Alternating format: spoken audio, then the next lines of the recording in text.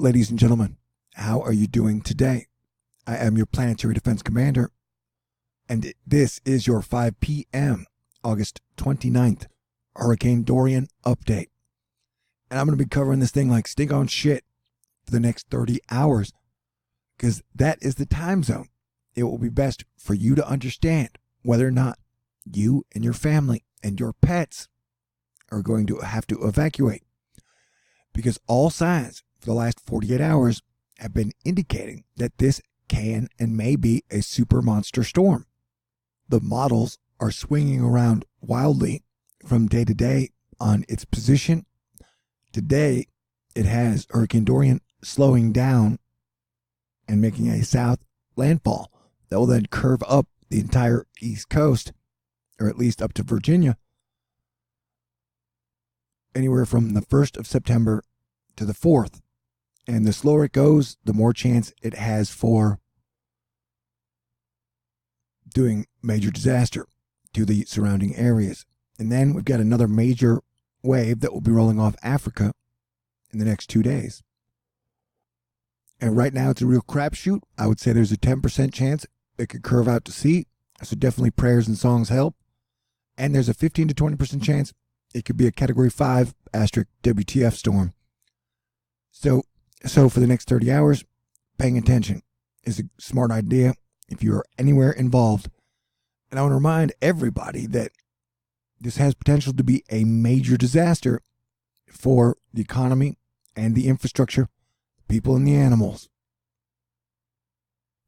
I've been mentioning for a couple of days that right around here, it would hit its highest shear zone. And then after the shear zone, it evolves and moves past the shear zone, we could see it rapidly intensify. And if I had to guess, that usually happens overnight. So you might be sleeping when that happens. Water is the deadliest factor in hurricanes, although wind comes in a pretty close second.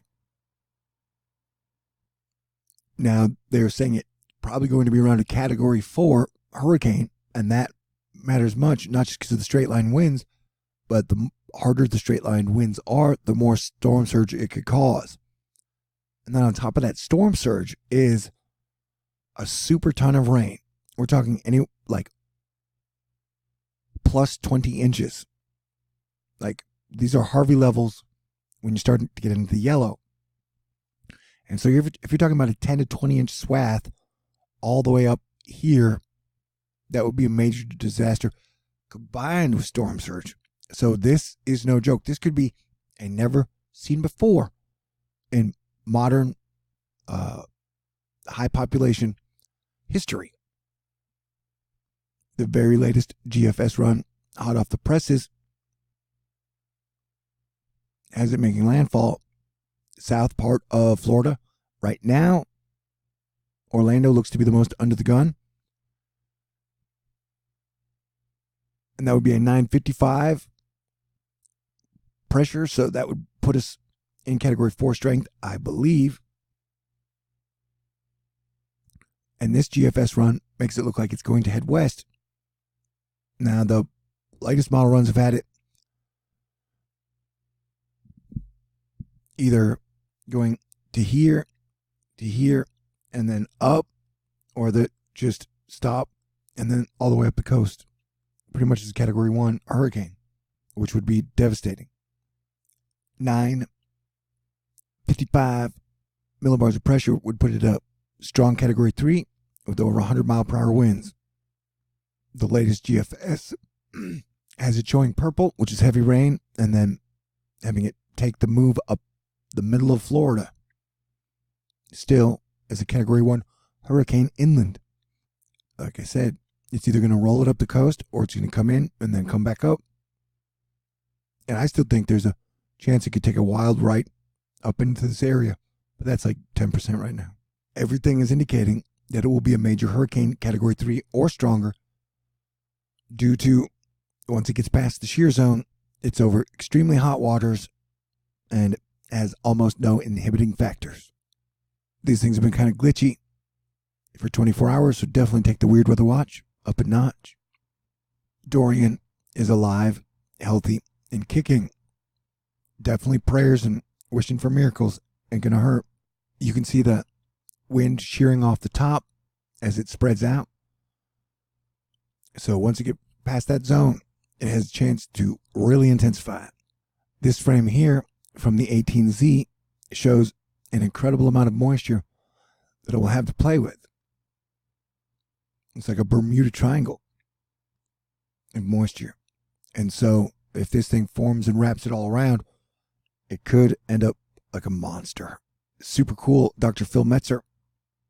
Looking bad for Orlando. It gets real when the models start to agree. We're filling our hurricane drinking water buckets and extra food in case the power grid goes down for a week or so. I'm sandbagging the back doors for flooding. Lots of work. And I want to recommend that if disaster levels, prediction levels continue to escalate, I would evacuate. If you were given an evacuation order, I would definitely evacuate. And please, Florida man, do not fire into the hurricane. It's not going to help, and those bullets bounce back, and you're not Superman. Right now, even the lowest estimates have 7 inches from the tip of Florida all the way up to South Carolina. Dorian is expected to slow down upon its approach to Florida, prolonging impacts and increasing flood risk. Notice landfall may not be until Monday p.m.ish. Stay informed. Be prepared. Beth Carpenter, here's a look at the latest GFS and Euro data for Dorian. Both have major hurricanes impacting Florida from the east. They're making a northward turn and dumping devastating rainfall across much of the state, honing in on the exact track and impacts in the next couple of days. And so these are the rainfall estimates where the purple would be over 20 inches. And so imagine getting anywhere from 10 to 20 inches all the way up this coast, including storm surge and heavy wind damage. I mean, it has a chance to be a bad scene with power outages and broken infrastructure, and it could be, a big disaster. So I just want everyone to pay attention, and I fear that when people go to sleep tonight, it's going to be a super monster WTF storm. So just factor that in. If you wake up tomorrow and it looks like a devastating storm and the odds have gone up, it could be a category 5.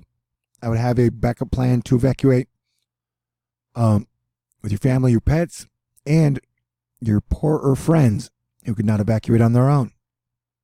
All right, but like I said, there's a 10% chance it'll go out to sea. So let's get the prayer army ready.